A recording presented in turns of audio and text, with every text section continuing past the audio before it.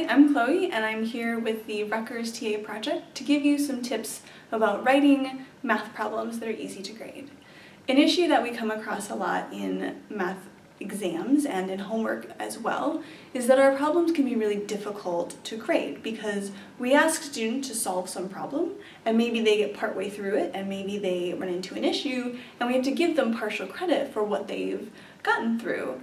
But this can be very difficult to do uniformly among students and in particular among classes that have common final exams. One way that I've been able to mitigate this problem is in using questions that are a little bit easier to grade, such as multiple choice or true-false. So for example, in a calculus class, you could give students a solution to a problem that they would have otherwise been given, say here's what the derivative of this function is at this point, can you give me an interpretation of what that means in regards to the bigger scenario, the word problem, for example, and you can give them a list of options to choose from. This makes it a little bit easier to grade because you only have to grade that one bullet point. You don't need to worry about partial credit.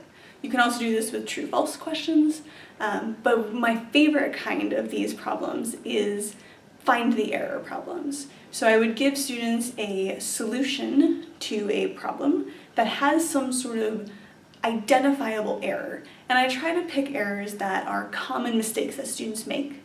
And I say, here's a solution, but there's something wrong with it. Can you identify what's wrong with this solution? And this allows me to see whether they understand what's going on, but if you incorporate it into homework problems and quizzes on lower stakes assessment, it also is a chance for the students to say, oh, I didn't realize that that's a mistake, and they can really learn from that quite a bit, as well as making your life a little bit easier to grade because partial credit is much less of an issue with those kinds of problems. So those are the tips that I have for you today. Go write some easy to grade problems.